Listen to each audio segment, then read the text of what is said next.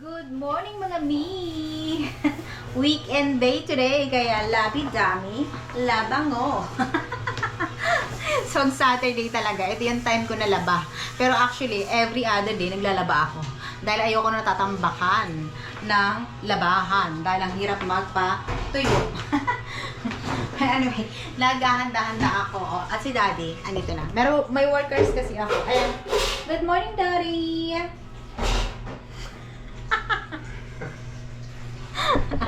At saka busy ako today, guys, kasi meron akong workers, nagpapapintura ako ng aking mansion. Daming pera yan. Hindi kasi di ba magi-Christmas, kasi yung ceiling ko super pangit na. So kailangan ko siyang papinturahan, pagawin ko siyang white para maliwanag kapag ako ay nagbablog. Malinaw ang camera. Kasi sobrang dilim sa bahay. But anyway, itong suot ko, guys, favorite ko tong gamitin tuwing umaga. Kasi ito, Sammy Belt to. Kung kilala nyo si, yung sikat na vlogger na TikTokers na bibenta nito, Sammy J Belt. This is really help sa akin. Ito yung old style nila.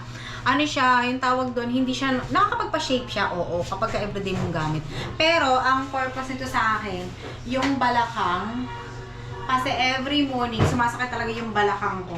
So, I like na yung pressure niya, napreparas niya dito, ganyan. So, sinusuot ko siya, siguro mga 3 hours para lang ma-pressure yung likod ko. Ang sarap sa pakiramdam. Kaya kung gusto niyo nito, nasa TikTok ko to, ina-affiliate ko to. Pero kung gusto niyo bumili ng ganito na kay Sammy J Belt. Ayan, slim belt pa lang. Napaka niya, maganda rin naman yung quality. Matagal ko na itong ginagamit, siguro almost 1 year na. Yan.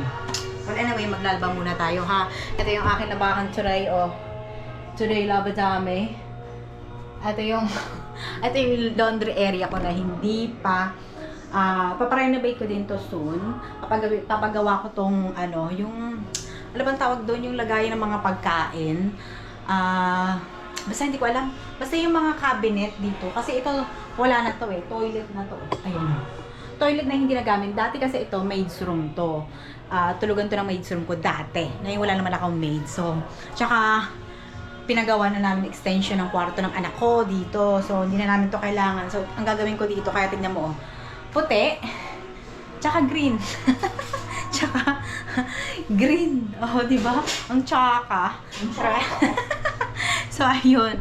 Ipaparenovate ko susun kapag meron na akong budget. So, ayun lang. Maglalaba-laba muna tayo for ating daily vlog and linis-linis.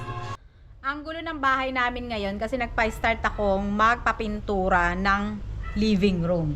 So, ganito yung itsura ng living room namin, guys. Puro karton. Karton kong karton. Kasi, buti nga hindi ko pa naitapon yung mga karton kong yan. Kasi sabi ko nga, kakailanganin ko siya kapag ako ay nagpapintura ng buong living room. So, ganyan ang itsura namin, guys. Ito, wala akong kortina, tinanggal ko yan. Tapos papapalitan ko tong mga ilaw ko. Bumili na ako sa Shopee, nakabili na ako sa Shopee. Tsaka to, ito pag gusto kong palitan kasi old style na yan gagawin ko siyang, kasi hindi siya maliwanag. As in talagang malabo. Malabo yung buhay ko dyan. Kaya papapalitan ko siya ng modern style para lumiwanag yung living room ko. Kasi ganyan yung kulay ganyan lang dati parang sky blue siya. So ngayon papagawin ko siyang kulay white. Papaputi ko siya para talagang maliwanag na maliwanag dito sa living room. Actually, maliwanag naman talaga dito kasi puro bintana ako, guys. Kung napapansin nyo, puro bintana yung living room namin. Dito, bintana. So kailangan ko lang maraming kortina. Ito, bintana. At dito, bintana. O, diba? Puro bintana. Ipapapintura ko din yung wall. Kasi itong wall, marami na siyang stain. Alam mo yun, marami ng stain dye. Ayun, para pumuti siya. Dati siyang puti, parang na siya nagmukhang dirty white. Hindi na siya puti. So, ayun lang. I-update ko kayo dito sa living room. 2 days lang naman to, kontrata ko. Pero, nagpapadagdag ako. Meron na naman akong papagawa. Alam mo yun. Habang tumatagal, dumadagdag. Kasi syempre, yung mga kinikita ko sa social media, ipanggagawa ko lang ng bahay. Para naman, nakikita ko talaga yung kinikita ko, kung may napupuntahan. Hindi ko ginagastos binawalda. At least, nakapagpagawa ako nito, nakapagpapintura ako niyan, ganon. Pero ngayon, patapos na naman siya, inuubos na lang namin yung pintura. So, ganyan pa rin. Mga nakakumot pa rin yung natin.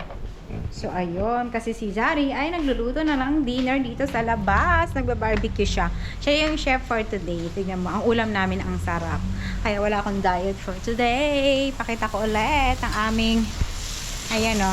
Ay, ang sarap ng ulam namin. Paulan na siya dito. O, wala kasi kami bubong dito sa Dirty Kitchen. Dito ako nagluluto sa labas kapag ganyan ang ulam. Barbecue kasi yung usok papunta sa kapitbahay. Para naamoy nila. Ganon. Ayun o, lakas na ng ulan. Ayan o, ang ating lempo. So, ayun, dito rin ako nang tutupi ng aking mga nilabhan. Kanina pa ako laba-laba, tupi-tupi. Diba? Ngayon wala kaming lakad kasi nga ano tayo. So, ayun lang yung ating daily vlog for today video. See you again tomorrow. Bye everyone. Have a nice day. Bye.